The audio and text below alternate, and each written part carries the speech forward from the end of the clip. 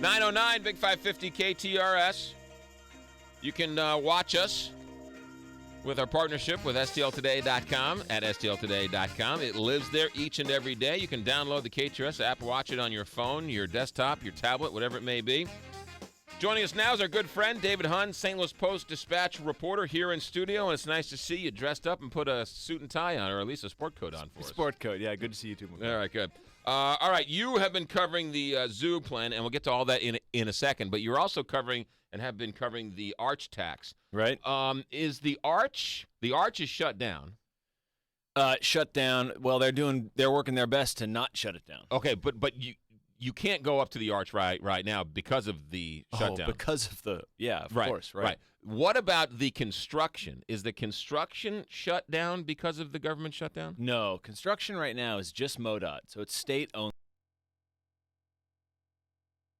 on arch land yet. Gotcha. So NPS isn't even affected yet. Now, that said, planning certainly is affected, and they've got a boatload of planning to do still. Gotcha. I mean, they're not sure on timelines yet, so they've got a lot to do. Okay, so they're not late. They just haven't announced their timelines yet. Exactly. Okay, good. And the arch tax just went into effect yesterday?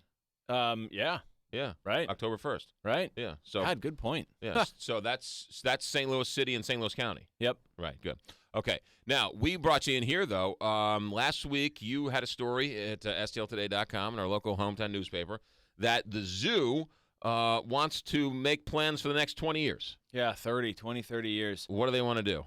Well, I mean, they've got big ideas. They want to, so first off, let's just say that they reinforce over and over again that all this stuff could change, right? Okay. But if we look at kind of the most grandiose of their ideas, we're talking about the South Campus. So this is just south of Highway 40, right, where the Forest Park Hospital used to be. Right.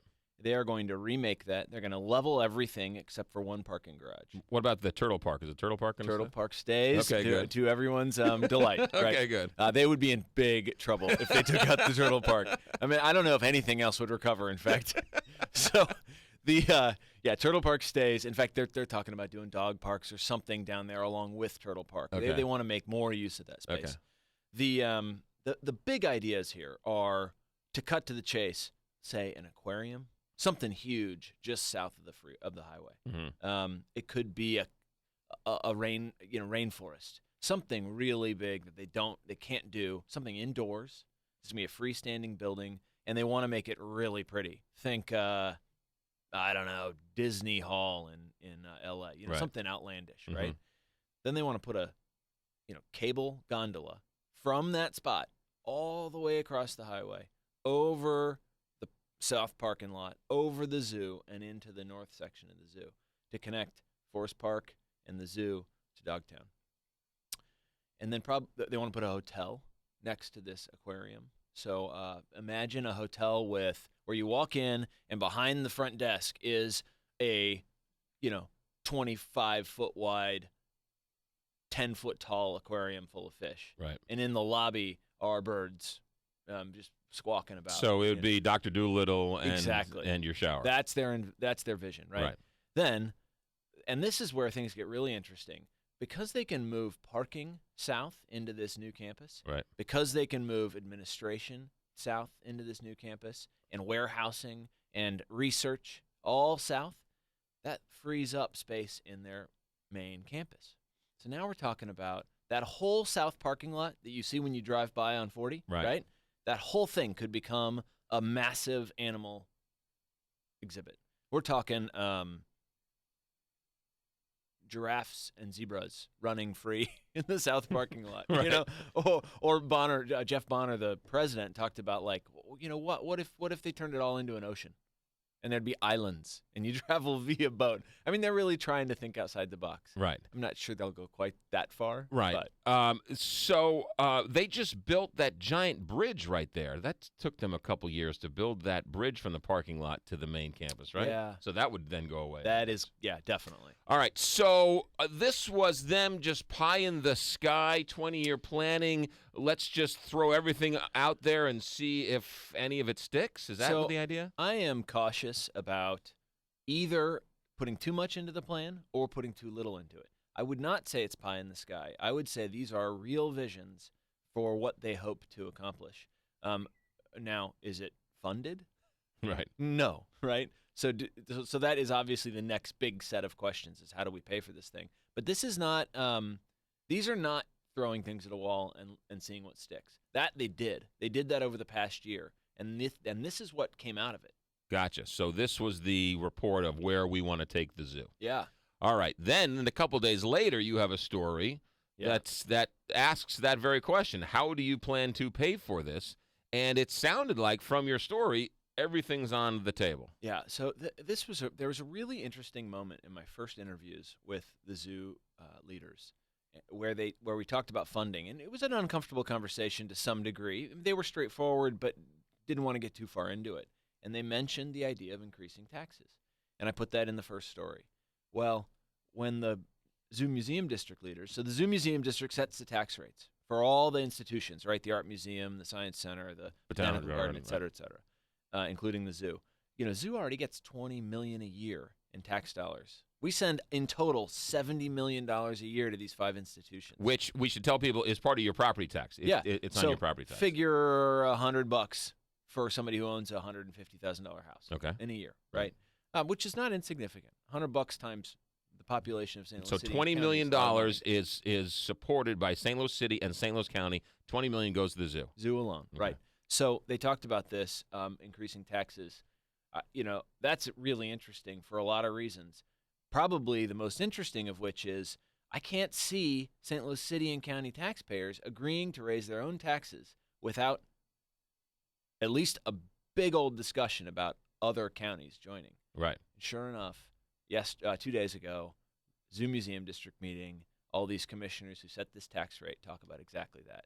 So Charlie Valliere, Ben Uschitel, Bob Lowry, they all talked specifically about, we need to start thinking about expanding the district. Which is St. Charles County, Franklin County, Jefferson County, all the other ones. And maybe even Illinois. Maybe even Southern Illinois, St. Clair County, and so on and so forth. Right. And so the idea is if you spread out, people are moving further and further out, including yours truly moving to Cottleville, so there's no tax on property in St. Charles. I'm going to certainly use the zoo or the Botanical Garden or Forest Park or whatever else. And so since it's a cultural institution, shouldn't the residents of St. Charles help pay for the institution? That's exactly the argument. And let me take it one step further. So stop me if this gets overly complicated. No, go ahead. The city and county are not growing like they used to. Right. And what that means for the tax base is that even if you keep charging the same percentage tax rate, right? And even if the housing market recovers, the most growth and the largest percentage of increased tax base isn't in St. Louis City and County anymore. Right. So in order for the zoo just to keep up with cost of living and the rest of them, they've got to grab some of that fast growth. Because cost of living increases aren't just the slow growth places. They're slow, fast, medium, everything put together, right? So in order for the zoo to keep up with cost of living, it's got to think about asking St. Chuck and the rest of them to get in. How did that go over when that was because that was sort of a trial balloon, was it not? I mean, that's the first time that this was really sort of floated out there like, hey, St. Charles, why don't you think about joining us here? So, I mean, this is the first time I've ever heard anybody at the zoo say anything like this. Right. For sure. Right.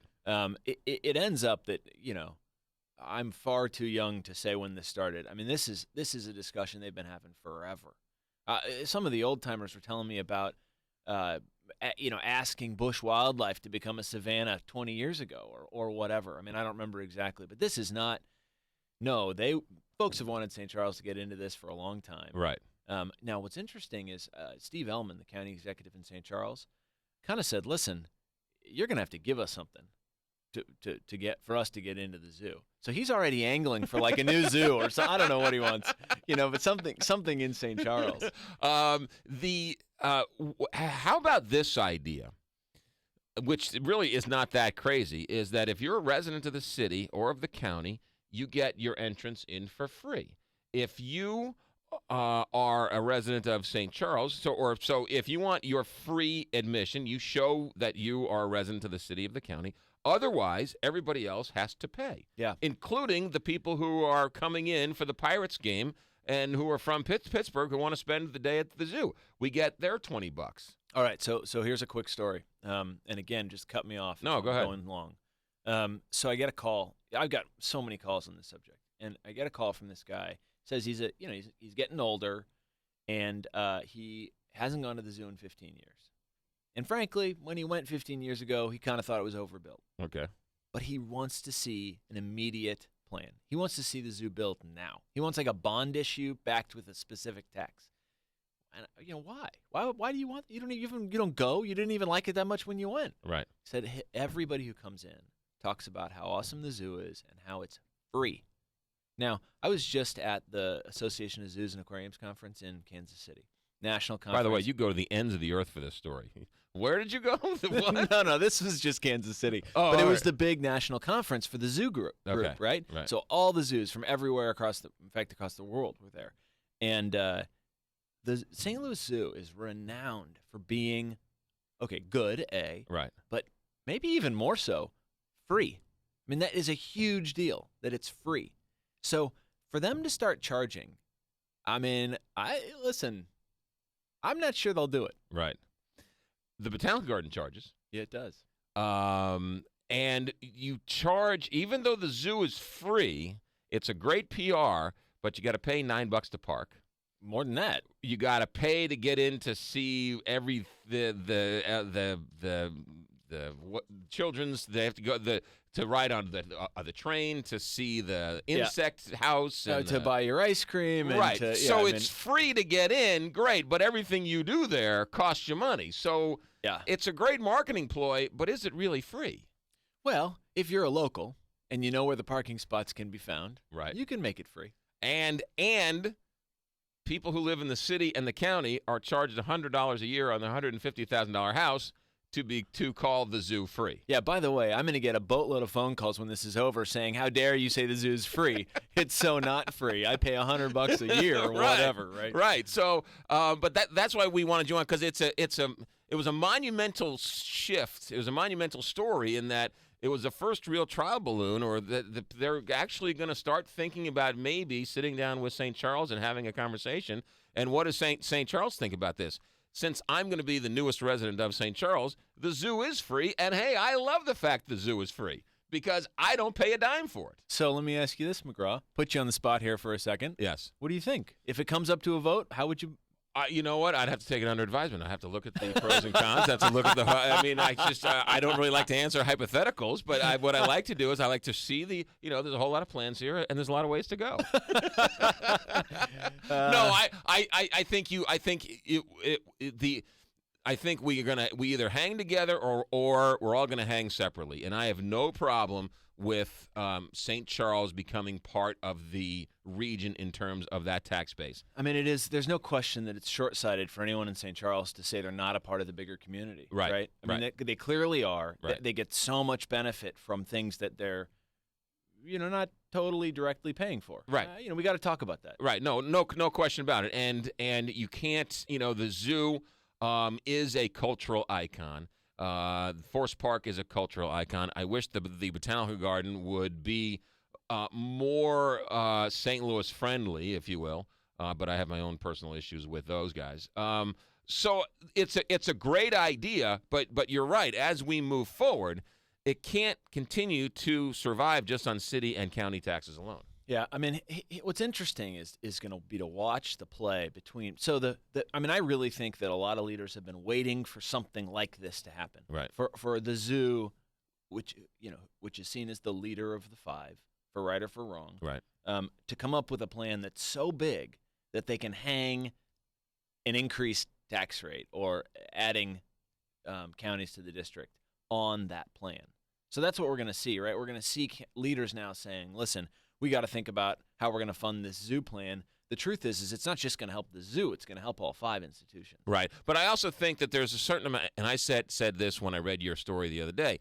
There's almost like Rome is burning, but we're going to build a gondola over Highway 40. The kids can't read, people are leaving, businesses are leaving, Yeah. and we're going to raise monies for giraffes. It doesn't make a whole lot of sense. So there. that is partly why this is such a good conversation to have, because the truth is that the zoo shouldn't be making this decision alone. The zoo leaders clearly want what's best for their zoo, but they're not the only people who matter. I mean, this is a bigger question for a bigger audience. Right. And so everybody's got to join in, and we got to talk about what really matters and what taxes we're going to use to do big things. Yeah. Is this the one we're going to spend our money on? We got to ask that question. That's David Hunn, and you read him in the Post all the time. He's one of our favorites, David Hunn, STLtoday.com. You're going to stay on this story. Anything else you're working on?